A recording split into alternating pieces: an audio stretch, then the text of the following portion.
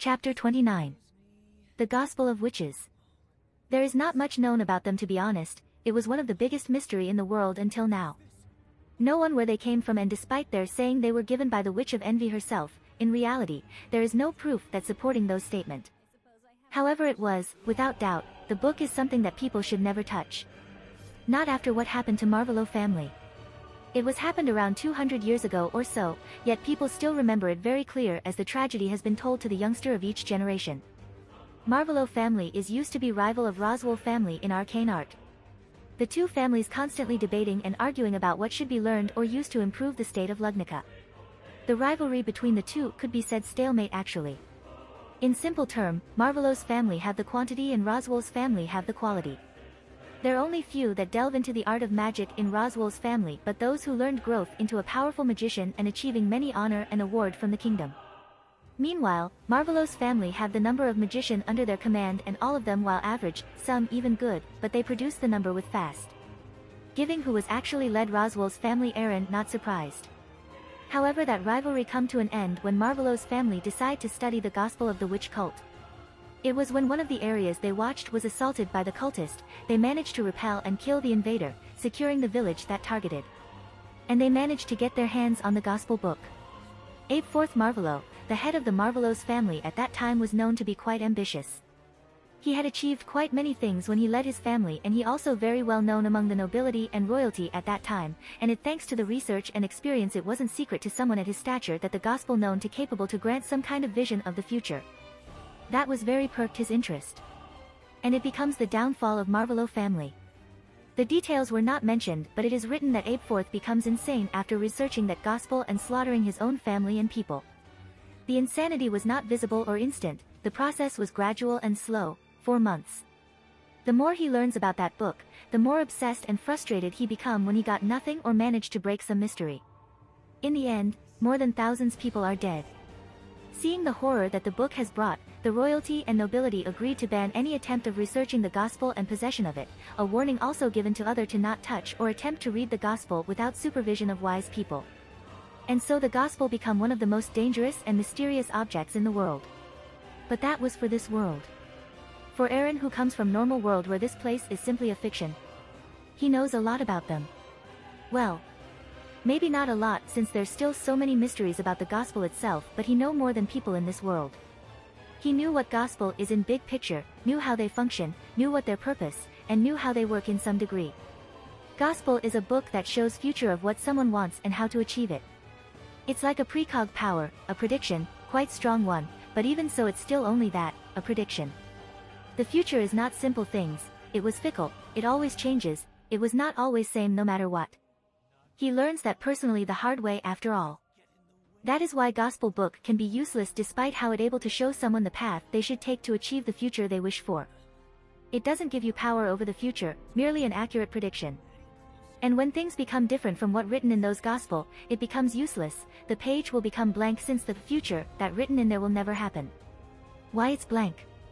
Shock was evident in his voice, they come out from his mouth before he even realize it as he stares at the book that Roswaal showed to him.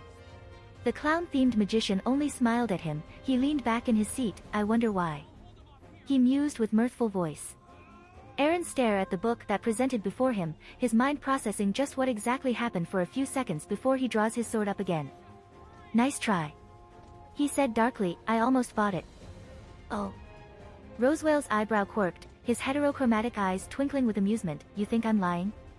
He asked rhetorically, you think this is a book that belongs to some random cultist that I killed in past? What else it could be? He inquired with disdain in his voice, don't pretend to be sincere, Roswaal, I know exactly what kind of man are you. You are not that different from your mistress in term of morality and mindset, you are that sick to the point copying everything about her after all. Compared to my mistress like that. Foo, foo, foo, I will take that as a compliment. Roswaal replied merrily, that praise aside, what you just said truthfully is not something that I won't do, however right now I'm really being honest. I won't manipulate you to follow the gospel anymore and will help you as best as I could. And based on what your claim is? Aaron snapped, what makes you so sure that I won't kill you just now and be done with it? You have caused enough problem and pain for me, and even if I accept your offer, what makes you so sure that I will trust you? Roswaal stared at the pseudo-Saber, his face still contained an amused smile, it as if he is spending time relaxing in beach and enjoying the sunlight. Then his smile slowly gone and he pushes his gospel a bit. There are two ways how gospel stop working. Roswaal said in a calm voice, you already know the first, it is by the future that they displayed broken, things went awry from their prediction. And the second. Roswaal's smile returned, this time it looks more bright than before, when the gospel has done its purpose. Eren feels cold sensation crawling inside his chest after hearing that. Of course. Of fucking course. How could he forget about that one? Gospel become empty if it already serves its purpose. He never give thought about it because until now such thing has never happened, none of gospel in original anime or novel become empty because it already has done its purpose. But, there is one. Isn't it? There's one gospel that empty not because it broken. Beatrice's gospel. Impossible. He said, his voice become dry and no longer have it previous heat, Echidna. Your mistress still in her tomb, there is no way you can unleash her. He declared. Or is she? Despite the bravado he displays, but Eren internally started to sweat. Could it be something happened? He knew that Echidna manages to escape from her seal in the end of Volume 4 thanks to Emilia finishing the trial, but that was impossible to happen in here. The trial is not something that easily can be done after all, there is the reason why it not accomplished by now and... Could it be one of the anomaly? Does another anomaly stumble onto the tomb and follow the trial then accomplish it? That thought makes Eren's inside become cold. That actually not impossible. Things already different and he knew their outside factor that come with him in this world. So what's stopping them from? He quickly crushed that panic thought an instant it appears, he analyzes everything and trying his best to stay calm. No. That was absurd. Let just said they're another anomaly and they managed to release Echidna, why is Roswaal not helping them then? His goal is very clear, why his gospel still related to me? He thought internally. That makes him feel quite relieved as he realizes it means Echidna still in her prison. He doesn't want to deal with that woman after all, she will bring nothing but probably problem for him in future with her curious nature. You're right. Roswaal said, his voice carries slight disappointment, my mistress is indeed still in her seal. He confirmed what Eren thought much to the blonde further relief, however the thing is, the role to free my mistress is never mean for me. Eren's eyes widened at that. What do you mean? He demanded. I mean, I have another role to play instead of rescuing my mistress like the future you know. Roswaal said, he crossed his arms and stared at the pseudo-Saber in eyes with a smile, enjoying his surprised expression, and that role is to make sure you befriend with Emilia. Befriend with Emilia? Eren repeated in bewilderment, that. You're lying. He accused, there is no way such thing is. It can't be. Your goal is dash. I swear on my mistress' name, Echidna the Witch of Greek, Roswaal L. Mathers, just spoke the truth. Roswaal said, his voice is nonchalant but there's steel in there, and I know that you still going to call me a liar, however know that I don't care, I spoke of the truth, it was your problem to not believe in me or not. Eren's expression was akin like a fish, jaw opened, eyes wide. Then he clenches his mouth shut, his green eyes observing the clown magician with intensity, as if he wants to burn the man through his glare. Let's just say. I believe in you. He said through gritted teeth, what makes you so sure I will accept your help instead of killing you like I planned? And if your gospel purpose is to guide you to befriend with Emi then it already empty before even the Hakugi mess. It already blanks after we return from the capital, yes. Roswaal chuckled, making your existence known to the world. That actually the finishing touch, and after that my last instruction is to help you. Eren's fist becomes shaking as he clenches it more tightly, the gauntlet making a noise as it pressured under his inhumane strength. As for why you shouldn't kill me. By any mean do that, I won't even try to stop you, do it, kill me. However, do you think it wise for you to kill me since right now I'm already done with you? Roswaal stated, killing me will bring nothing but a problem since from now on I intend to help that half-breed to win the crown like original, you will need another noble to help you if I died, and that still not count the backlash that comes seeing how you will explain the death of court magician. Like I care about that. Eren said coldly, like I said, you have no use anymore, and even if you no longer plan to manipulate us, but don't think I will forgive you for what you had done. Need I remind you that everything I have done makes you into better position now? Is it change the fact you using us? No. For all his calmness Eren internally is very troubled. things become very far from canon, everything went astray too fast. He just got back to the manor with intent to relax a bit and yet. He grips Excalibur, still poised to the man's neck, then he pulls it back in preparation, turquoise energy starts to leak out from the pseudo-saber body. If you run, I will make it painful. Eren declared coldly. Despite his life was threatened, Roswaal still looked calm and uncaring as he simply shrugged, so be it. He said, do what you want. I will. Eren answered with dark amusement. Then without hesitation he bring Excalibur horizontally, enchanting his arm with mana and... I wonder how Ram will fare after this though. It takes everything Eren have to stop his attack that already in midway, he pull out mana more than before and direct them to opposite direction of his attack, intent to stop his assault before it hit the target. A burst of wind appear from that act, sending the papers and everything on the Roswaal's desk to everywhere from the force. When the view clear, Eren's hands that holding Excalibur was shaking and the holy sword itself already buried itself 1 centimeter to the court magician neck. You. Eren growled out like an animal, his eyes filled with anger.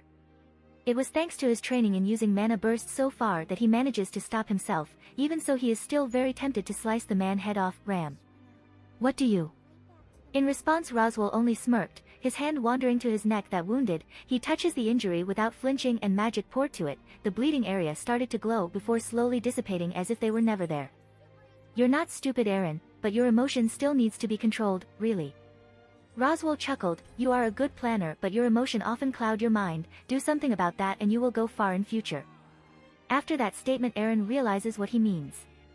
Ram devoted herself to Roswaal, isn't she? And if he killed the man before him, their relationship will become broken beyond repair. And he does not want that. Ram might be a jerk and they're not in their best term right now, but she is still a friend. Not to mention if it affects her then it will influence Ram as well. He's done. You will pay for this one day Roswaal. He swore, mark my words. He knew he should stay longer, he knew he should make sure to press more info, but right now his head was too messed to deal with this, he has feeling he will behead this man if he stay in here any longer. So he turned around, dismissing Excalibur and began to walk away. He was just reaching the doorknob when Roswaal called him. For your information, I will be leaving for few days tomorrow night. The pseudo-saber halted in his steps, however he did not turn to face the clown magician who smirked. Nothing funny this time, it was a real business, Emilia-sama got so many supporters lately and I have to talk with them. I was tempted to bring them here but I'm sure you won't like it so I decide to go to their place. Roswaal said. If you want to talk about Emilia faction status in politic or about returning to your world then it better if you did it tomorrow because I will gone again. That was what the magician hidden message and Eren knew it. He did not respond and resume his walk, leaving the room and slammed the door strongly, enough to make one of painting on the wall fell. Roswaal only chuckled at the sight of the powerful man that brooding. That was close, very close. Make no mistake, he did not lie that his role already done, his gospel book truly already become blank, he has served his purpose, his gospel no longer will guide him, from now on this is his own path. Until our reunion, make sure you keep your eyes on him. But it doesn't mean he will stop of course, the last instruction from his mistress was clear, and he will follow it with all his heart. I screwed. Badly. Like really bad. Roswaal gospel. I never thought it was. Oh, who am I kidding, I mean, who the hell saw that? Who is a fan of Zero would think that Roswaal's gospel is guiding me to be close with Emilia instead of freeing Echidna from her seal. No. I'm wrong. It's... Where should I begin? No, I... Perhaps it from the beginning. From the moment I ignore the sign when prophecy about my existence. I should know that was the first clue, the first hint that said I'm on a different universe, the first thing that should make me realize the biggest flaw of my thought. My existence is expected. My coming from here. It was expected. The higher being in this world already predicted that I will come somehow. Volcanica with his prophecy, he knew that I will come to this world, not just that, he knew that I will be a Saber, have blood that same with his kin, he said, he knew I will come as Arthur Pendragon instead of normal human.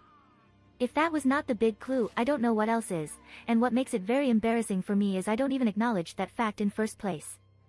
I simply brush it aside and think it matter to solve later without giving second thought.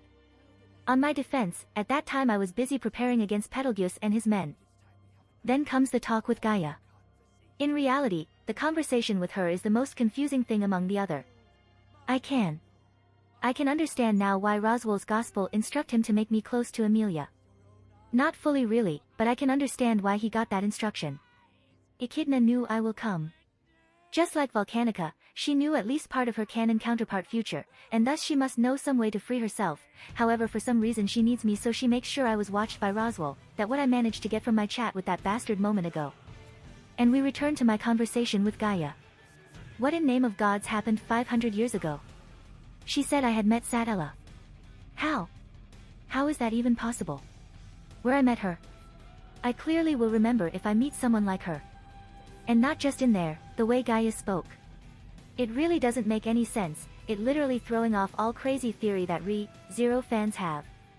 It doesn't matter how smart I am, doesn't matter how big the clue I have, the key is what happened in 500 years ago. If I don't know it then, I will never know what actually happened in this world. I lay my head on the pillow and sighed as I stare at the ceiling above me. It has been 2 hours ever since my talk with Roswaal.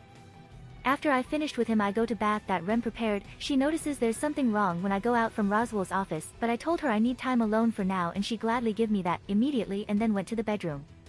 I was intent to sleep when I lay on the bed, but I found myself unable to do that. For some reason things keep stuck in my head and bother me so much. And I'm not complaining, it was really necessary, this so my stupid head realizes just what the fucking hell I missed. Okay Aaron, look for the solution.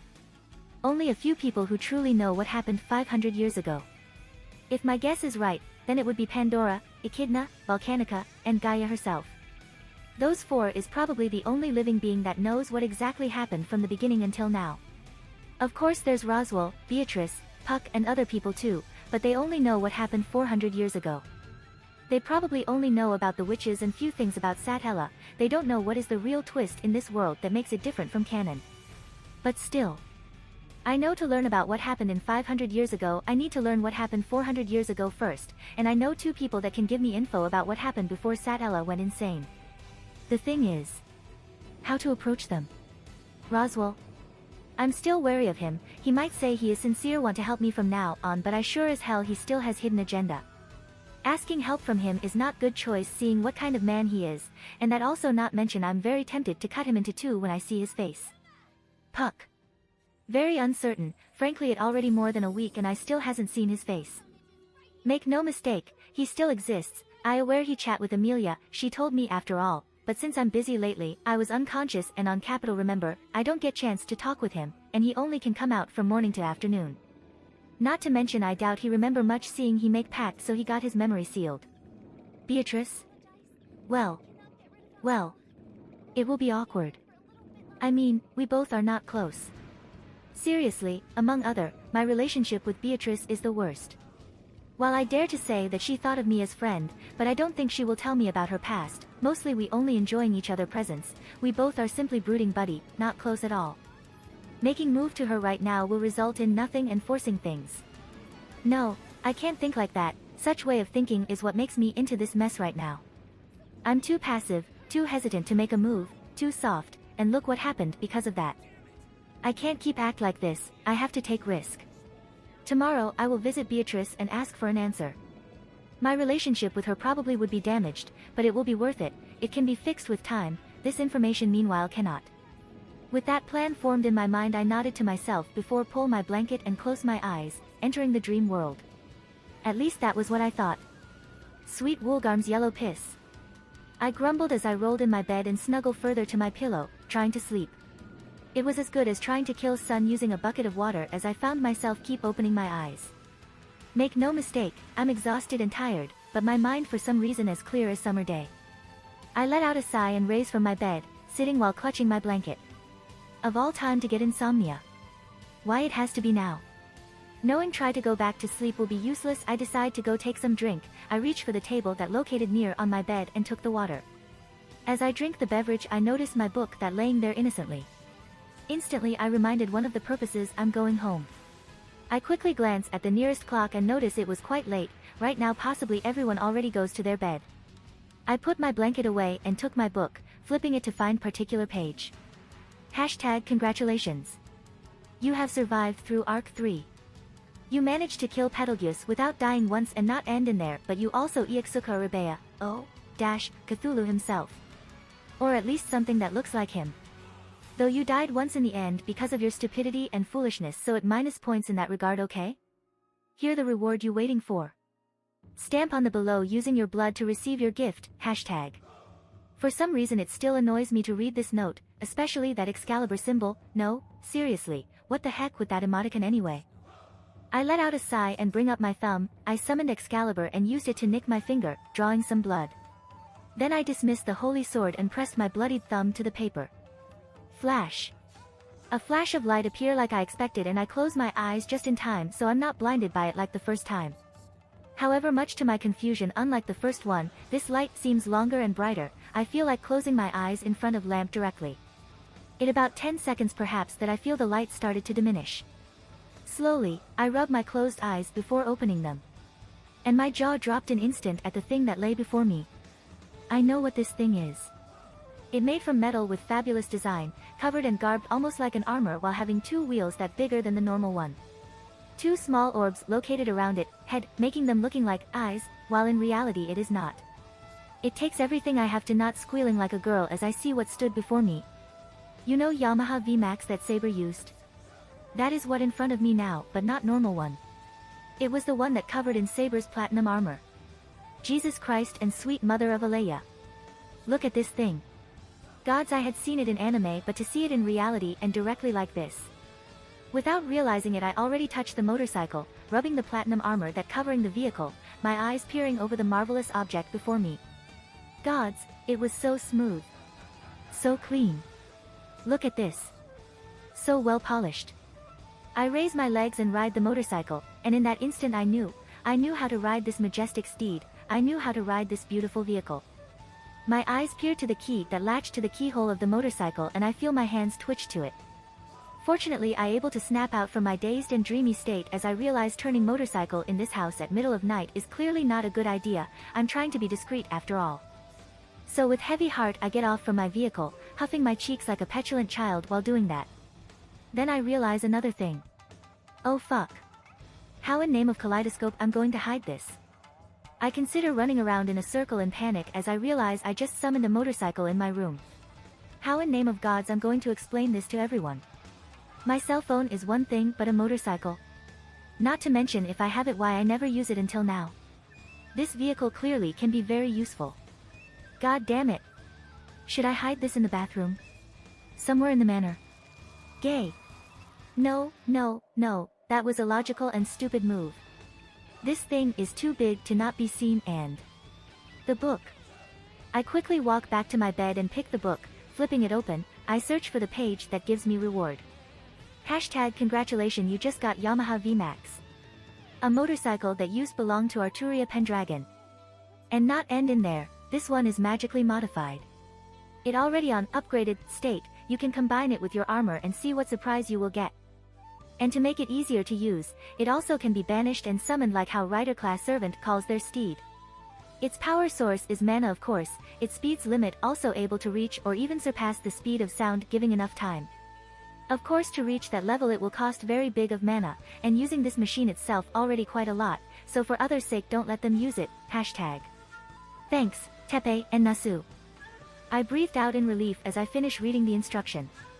So it can be dismissed like Excalibur in my armor. This is very fortunate, this book apparently more helpful than I thought, thank you. I glanced at the vehicle once again, this makes things easier. Alright, let's see how I can banish this. If it works similarly like Excalibur and my armor, then.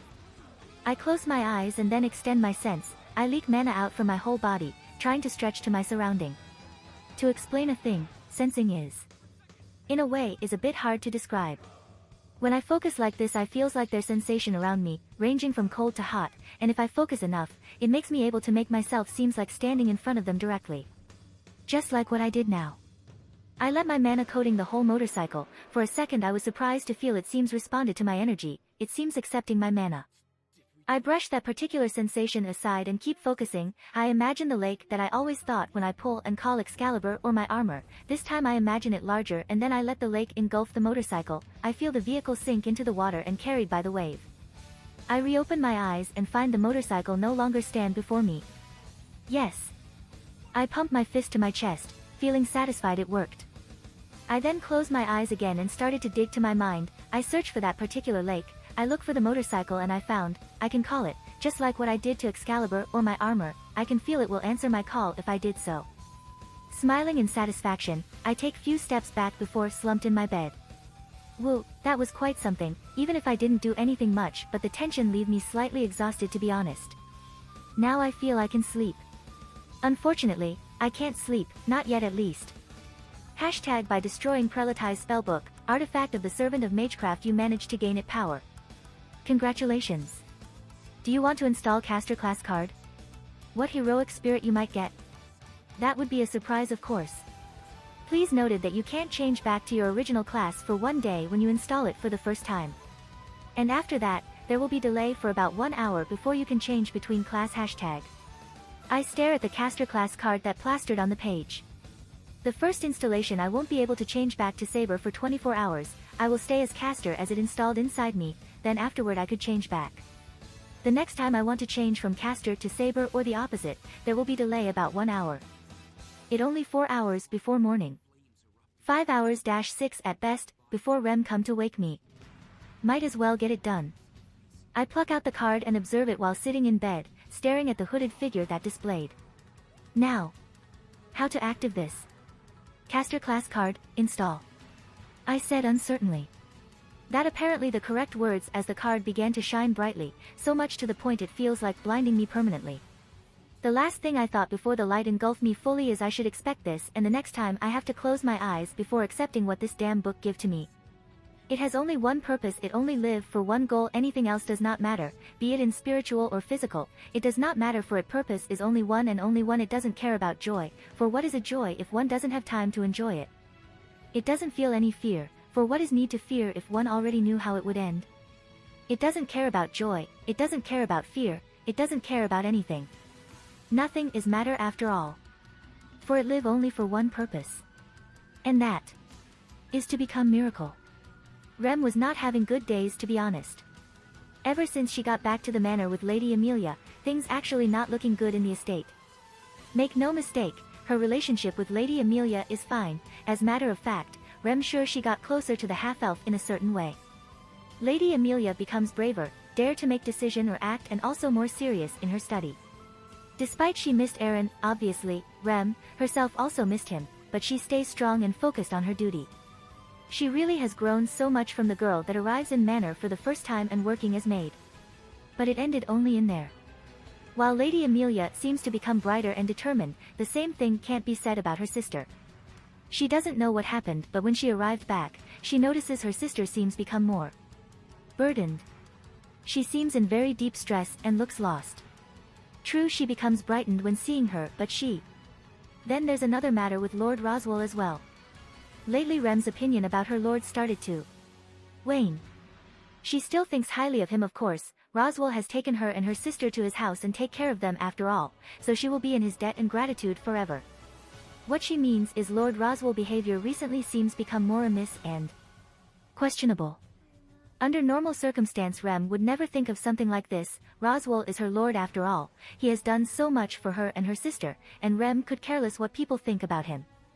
But lately she started to see things more wide, more open and big. Perhaps it not just Lady Amelia but she, herself, also started change, and Rem feel the change is actually good. The change clearly brought positive result, Rem had no doubt about that. Rem is loyal to Lord Roswaal, yes, the man has saved them from terrible fate after all and helping them to get their revenge on those who were responsible for killing their kin. However, Lord Roswaal never guides her, he never shows her the path when she loses, what he did in reality, is trading a deal. They agree to help him and he will help them in return, she remembers that very well. No, the one that opens her path and eyes is someone else, and his name is Pendragon. A stranger who comes barging to their simple life, a man who doesn't know anything and nagging her endlessly, a man who instilled fear to her heart with the power he radiated, a man who pulls her from her darkness and show her the bright light of the world. A man who has melted her frozen heart ever since that fiery night. And all that he wants is only their friendship. He does not expect her to become his lover, become his subordinate, he only wants their friendship. In reality, Rem aware that Aaron Pendragon not doing that with pure intent, he has his own hidden agenda, he has his own secret, she is not that naive after all, and her sister make it clear by calling Aaron Pendragon as knight with two faces. Such epithet actually not wrong, because unlike the normal knight who is noble, chivalrous, and honorable, Aaron Pendragon is different. He behaves nobly and with honor, yet he does not hesitate to abandon them and use other methods if things come down. What makes it so unique is that when he shows his noble and chivalrous side, it was truly sincere, he is truly like a knight that even would make any king proud. However, he can throw away that kind of personality as if it never exists, as if he is different person. Truly Aaron Pendragon is very extraordinary person to capable showing such behavior. However, despite having two faces like that, there is one thing that both faces share. Aaron Pendragon is a good person. No matter which faces he wore, in heart he is always hardworking and unrelenting man. For all the powers he have, he is still humble and never stop pursuing, he has very strong mental principle. And that what attracts Rem to him. Such amazing person. So when he returned, Ren was hoping that he can help her sister who seems eaten by her own conflict as well. It was clear that she is troubled by something, from the way she serves Lord Roswaal and doing a chore. She is more withdrawn than usual.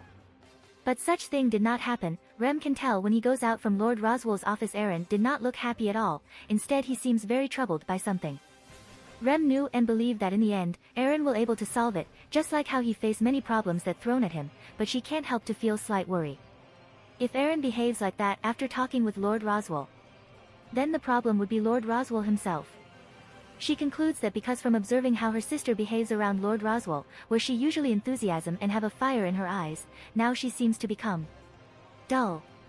It reminds her of when they just arrive at Manor for the first time. And that scare Rem so much. There's something about Roswaal Sama that Aaron Sama knows. There's a connection between the two of them, and whatever it is, it causes a problem for Aaron Sama. She thought as she takes a turn in the corridor. Should she ask him? Things seems went to bad direction after all, and Aaron might need her help, and as her maid, it is her duty to assist her master. Of course it has nothing to do with her wanting to spend days with him privately and able to working together alone often where there will be a lot of opportunities to explore their relationship further. Nope, not all, her intention is pure and genuine, who would say the opposite with angelic smile she has? Shame on them. Yes, she decides it will be a good idea to ask to him what has happened between him and Lord Roswaal. She gives mental pat to herself for coming to such brilliant conclusion. She stopped when arriving at her destination, she takes a breath and makes sure she looks proper as always, and better hopefully before knocking the door. Aaron Sama, this is Remington. She called, may Rem come in? No answer. To be expected actually, Aaron is quite a heavy sleeper, he is a bit hard to be awakened but just in case. She knocks once again, louder this time, Rem will come in, Rem take it Aaron Sama is decent, yes? It will be better if he's not actually but. Let tone it down a bit. She doesn't want to scare the man she loved very much after all, albeit his expression when flustered is very cute and adorable. If only she can have Mattia like his cell phone, that able to cut a fraction of the time to memorize his adorable face forever. Ha! Rem will come in. She declared when receiving no answer from the blonde. She opens the door while humming in low voice, a smile plastered on her face when she caught sight of his blonde hair from the blanket. She approaches the man she loves and start to shake his shoulder. She blinked when she got a grip on his body. It was thin. Small even. Aaron Sama? She said, a mixture of call and question. She narrowed her eyes and flexing her fingers, feeling the man's body and found her suspicion was not her imagination. Aaron Sama, are you okay? Concerns start to fill her heart, she wastes no time to spin the man body to her direction and remove the blanket to get better view of his state. And get it she did. She let out involuntary gasp, her eyes widened, her mouth opened in shock as she stares at the blonde state before her. Aaron Sama. She called in shock. The blonde in bed meanwhile groaned as he feels the loss of his blanket, he twitched once before he slowly rose, from laying to sitting position, he tilts his head and opens his eyes blearily. Rem? He called. Rem did not reply, she simply stared at him with unchanging shocked face. The blonde though pay no attention to that, his mind still dizzy and his hand moves to do his daily routine, reaching for the girl's cheek. Ha, what a cheeky, get it, girl, standing quite far so he can't get his price, it won't stop him. He shifts his body, using his knee to support his body and reach for the maid. And surprisingly he got her, she offered no resistance as his fingers latched onto the maid's soft cheek. Was it just him or her face was bigger? His pinch seems to manage to snap the maid from her shocked state. She blinked once before she looks down, staring at the blonde that feeling her cheek and she feels heat crept into her face slowly. Eren-sama. She called, voice barely squeak, are you? What rem? He replied with a dazed smile, it's not like you two. He trailed, his bleary mind seems finally register there's something wrong, particularly to his voice. He blinked once before releasing his grip on the maid's cheek. He shook his head, banishing the daze and reopened his eyes, Rem, did my voice sounds weird to you? He asked, then he blinked again when something else registered to his braid, Remington. Are you always this big? Rem feels she should be offended to be called that, no women like called fat after all, however giving the blonde circumstance right now. No. She said, Rem is not big, Eren-sama. She feels her cheeks warmed again as she stares at the person she loves, his wide green eyes that adorable Eren-sama is. Eren frowned and stared at his hands, then he stares at Remington. His gaze lingering to the Oni for few seconds before returned to his hands, then to her again, then to his hands again. Then he looks down at himself. What the? He gawked as he stared down at his body. The sleeping outfit that he wore now is bigger than his, it very loose, almost like a blanket instead of robe. It can't be. Don't tell me. He thought as he hopped down from his bed to the floor. Eren-sama. The maid call was ignored as he carries his tiny feet, he went to the nearest mirror, and much to his horror and shock, what he actually thought is really happened.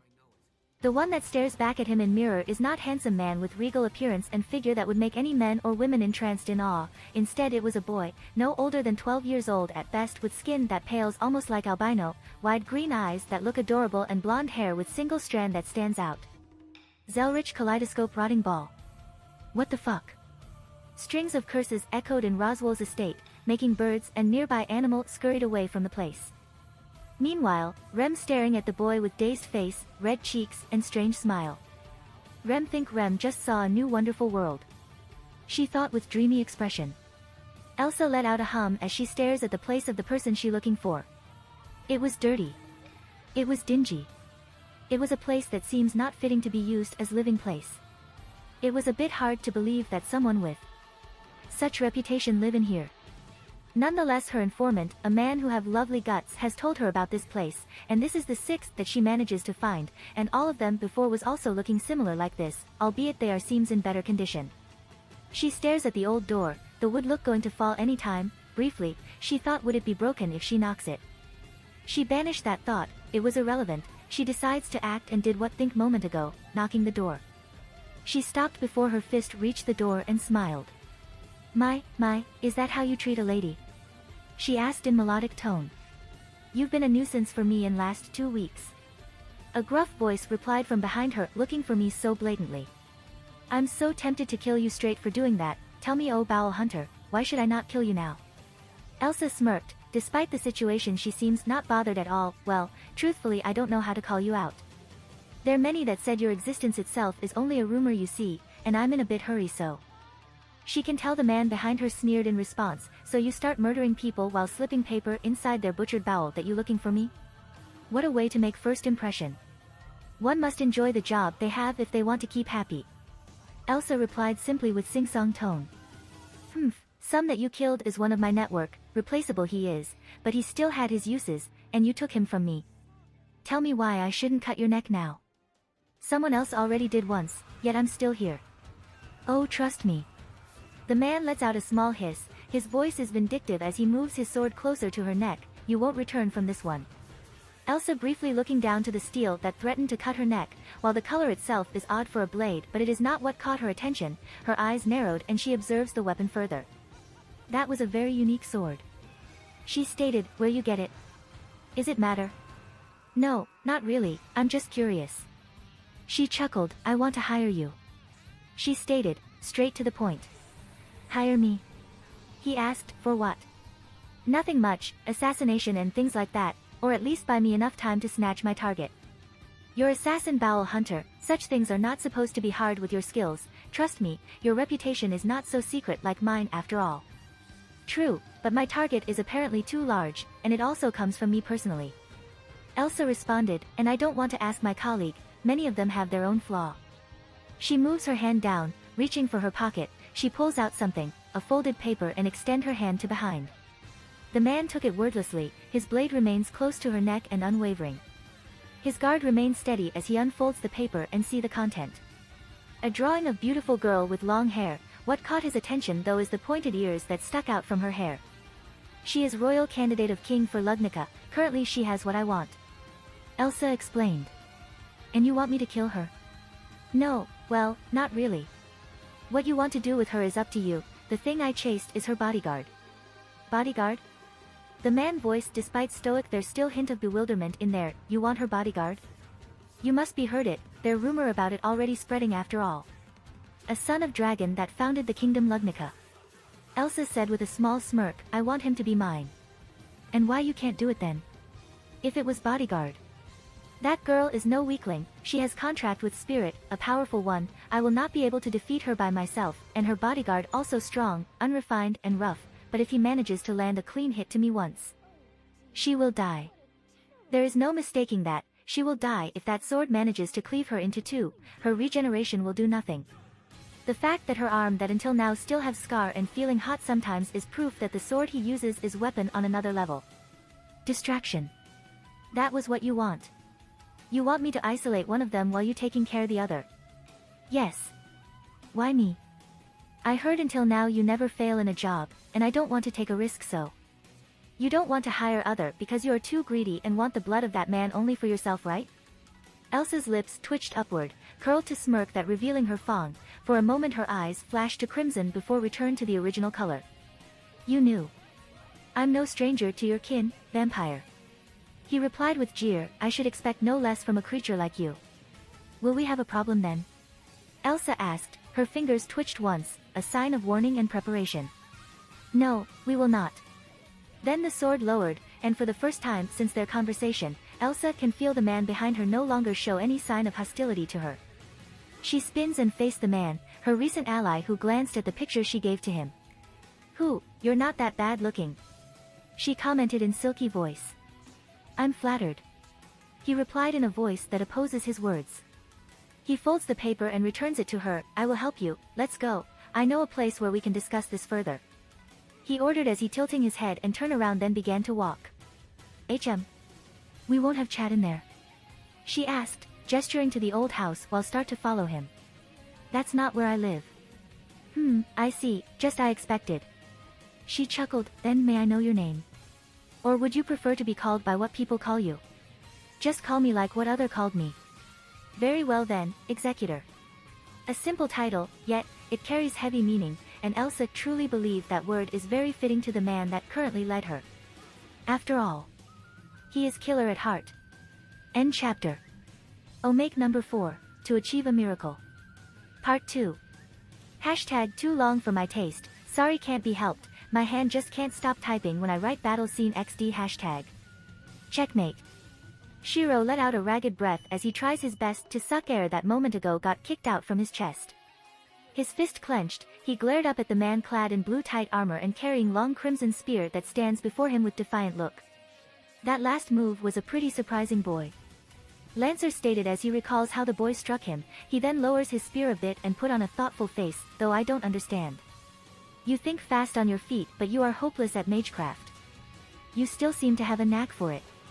He narrowed his eyes, observing Shirou with keen eyes, like a hound watching over their prey last stand, maybe you were meant to be a master originally.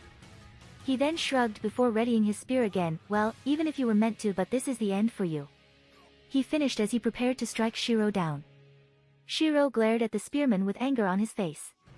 He had been saved once already and just like that, the same man comes after him and kills him again.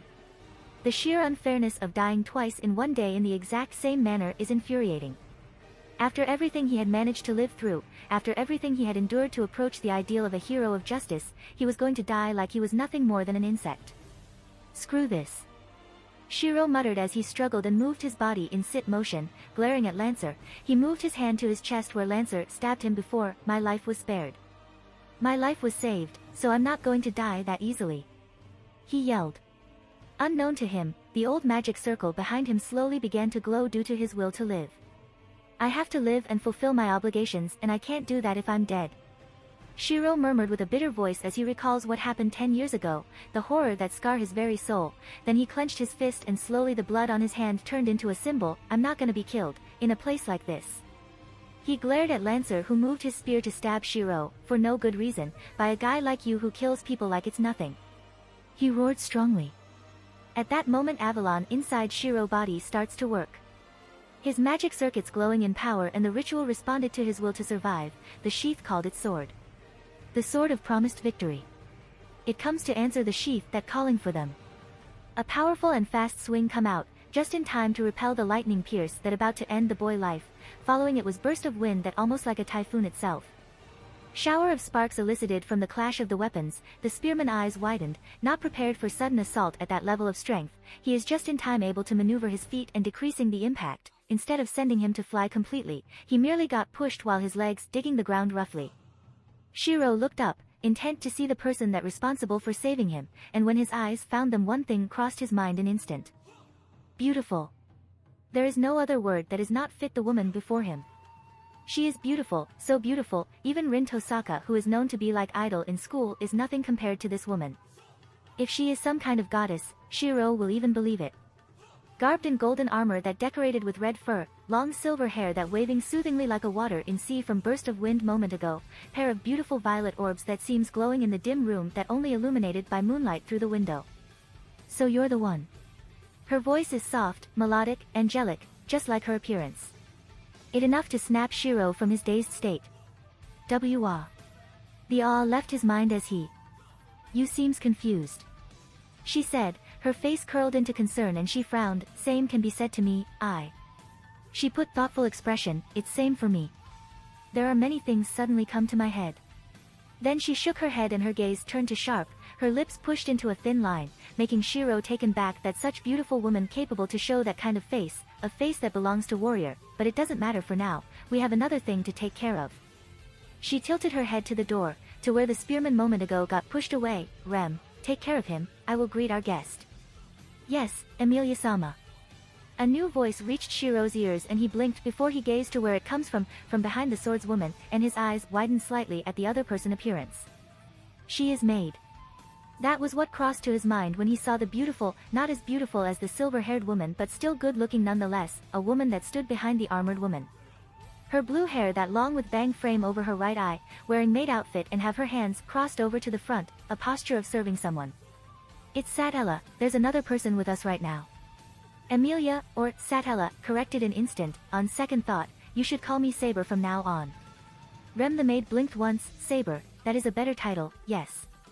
Saber gives nod while smiling at her, then she turned back to the door direction before jumping forward. Wait! Shirou yelled immediately as he pushed himself. Only to hiss as his knee buckled and make him lose his balance, a hand come to his aid and save him from fall. He turned and see the blue-haired maid is the one who helping him. Easy, you're injured. Rem said softly, take a rest for a moment. I can't. Shirou replied, she is facing that man. That man is strong, he is not human, too powerful and too fast to be won, whatever he is that spearman is very dangerous. He can't let someone fight him just like that. The blue-haired maid merely quirked her eyebrow at him, her eyes briefly darted to where her lady rushed before returned to him. Not need to worry, Saber-sama is not weak, she is more than capable to defend herself. Rem assured, may Rem know surname. Shirou blinked in bewilderment despite the situation, did she just? Amiya Shirou. Amiya-sama. Rem nodded, this one name is Rem, it is nice to meet you, now stay still, Rem will heal you. Oh yeah, she just addresses herself like a third person. What a strange woman. No, you can heal me later. He shook his head, right now that woman dash. Amiya-sama, believe in Rem, Saber-sama can handle herself. Rem said again. She held back a sigh when she notices the boy remain unconvinced and have his eyes darted to where Saber moment ago. He looks like going to bolt out to there in any time. If Rem take you to see her, will it be fine? The boy's eyes snapped back to her and he nodded so fast as if his neck has no bone. Fine, but please stay out from the battle, Amiya-sama, let Rem heal you first before you decide to act. Rem declared. Shirou about to protest, but the maid blue eyes narrowed and suddenly he feels his surrounding become cold, her grip on his arm that gentle also tightened slightly. Shirou might be dense idiot, but even he not that dense. Oh okay. He agreed meekly. Rem's stoic face turned to pleasant smile, bright and beautiful, thank you for your understanding Amiya-sama. She stated, now then, let's help you stand, Rem can heal you while you watching. Understanding my ass, you straight threatened me. Shirou thought dully as he let himself help to stand. Sparks and burst of wind whipped in the space as steel meet against steel.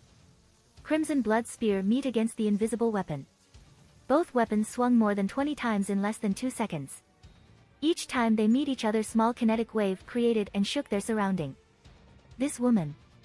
Lancer narrowed his eyes as he swung his spear and blocked a jab attack, parrying it before counter it with the pommel of his weapon, only for the woman counter it back using horizontal slash after maneuver her sword, she's not bad. He thought with small grin. This woman is good alright. She is beautiful, one of the best women he has ever seen in his life, and that means something giving his youth time, and she knows how to fight. All the strikes she delivers is accurate and filled with sharp precision. None of them filled with wasted movement. And yet, they're weak. The attacks, while enough to counter and parry his assault, all of them was that, just simple enough, and he's still holding back no thanks to his asshole master command spell. Is that mean this servant's strength is not that high? Is she depend on skill to compensate that? Wait, is it just him or the attacks seems become strong? However, much to his surprise, the invisible weapon suddenly swung with more strength, a burst of mana accompanied it, increasing the power further. The spearman's red eyes widened as he realized it despite it happen in blink of an eye, and he quickly used the ground beneath him to support his stance. Only to feel his foot slipped. Wah! He doesn't even get a chance to look down to find what is wrong with his foot as the sword comes down, and without proper footing, it smacked to his spear and blast him away like he is some kind of grocery bag that thrown. He twisted his body, regaining his balance, his feet digging the ground, desperately to stop his advance. He uses his spear to help him as well by stabbing it to the ground and make it act like an anchor. His eyes widened again when saw the woman coming, quickly he pulls himself using his spear and jump up, just in time to avoid horizontal slash from the woman that leaped to him. He grabs the shaft of his spear and he twisted himself while in the air and extend his legs, he aimed to knock the woman from behind with a kick. His attack hit their mark, his kick landed to the woman back but it seems to not bother at all, much to his surprise, he was serious in that kick moment ago and it hit point blank as she ducked and sweep his spear, making him lose his anchor before jumped and spin her weapon. Lancer quickly brought the spear while still in air and just in time to use it to block the invisible weapon that nearly cleaving him. However, he is still in air and had no proper stance, and thus when the invisible weapon smashed to him, he got blasted away again, and this time the attack was more powerful and he slammed to the ground as if he is some kind of bowling ball. The blue spearman let out small groan as he pushes himself to stand, however he doesn't even get chance to do anything as he forced to leap away, just in time to avoid another attack from his enemy. Whoa! Whoa! Patient woman! He yelled as he fixed his posture, damn, you really want to kill me huh? He stated with grin as he stares at the beauty. For the first time since they fought, the woman stopped from moving, her violet eyes narrowed slightly, after you try to kill my summoner? Should it be surprising? She asked back. Point. Lancer snorted, his red eyes gleaming with mirth, but still. That invisible weapon of yours. It was sword isn't it? Such a unique weapon, to be invisible like that. What is it if I may ask? A sword? Saber feel her lips twitched upward at the question, it brought back pleasant memory, and she gladly responds the question with the same answer that the man she loved given. Maybe. She said mysteriously, raising her invisible sword, maybe not. It could be an axe. Or not. Maybe I have something completely different, like a bow. She declared. Ha, very funny, swordswoman. Lancer replied sarcastically as he takes stance once again. In response, Saber merely prepare her sword as well, ready to sprung forward any moment.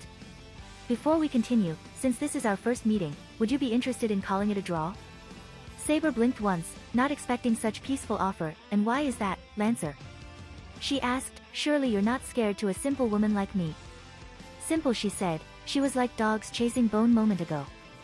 Lancer grumbled under his breath when he recalls their fight moment ago, no talking, no delay, she keeps pressing without end.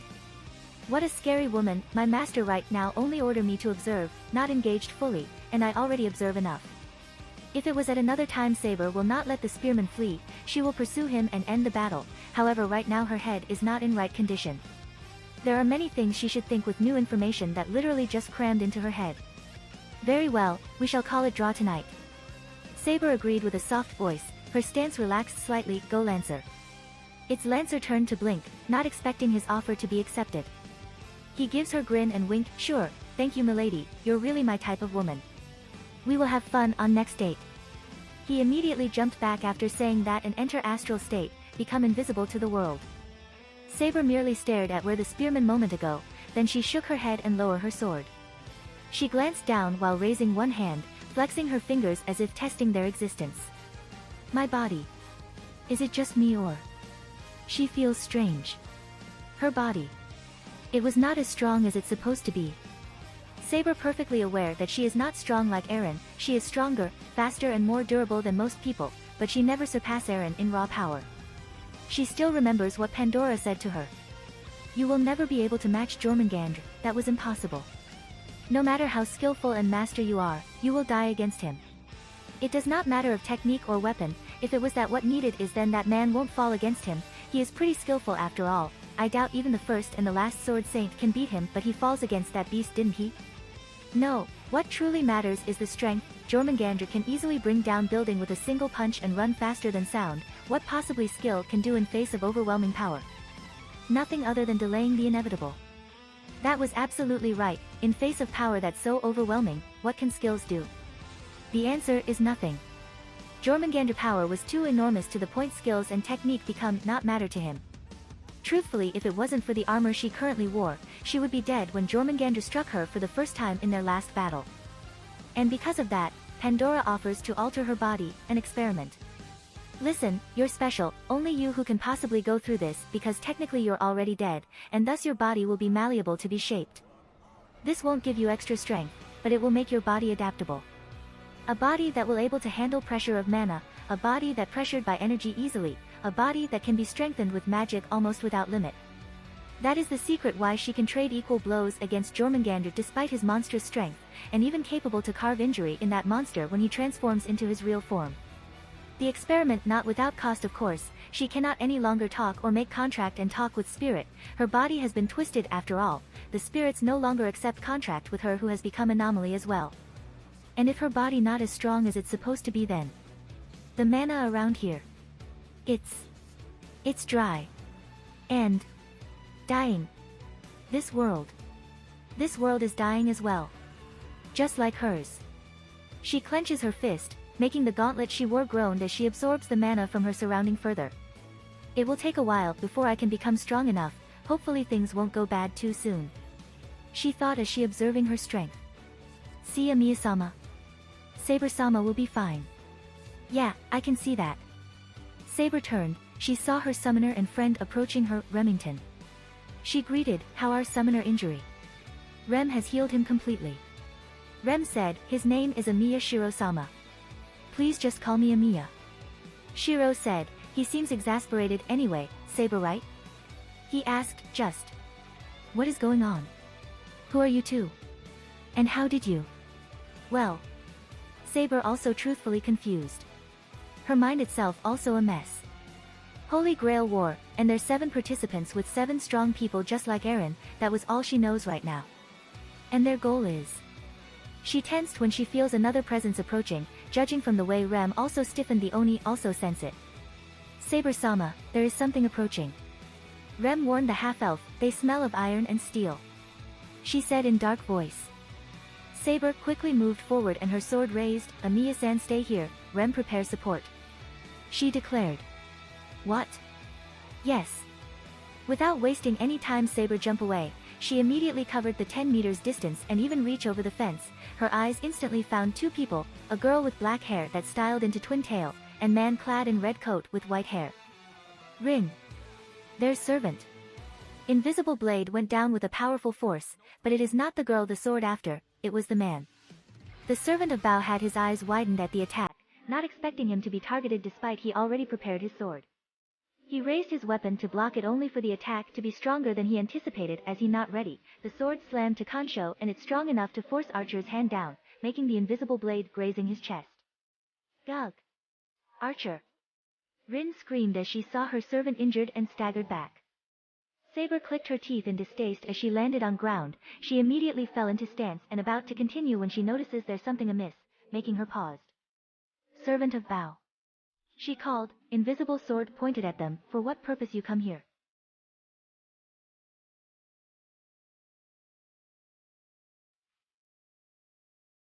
If you like this content, don't forget to like and subscribe.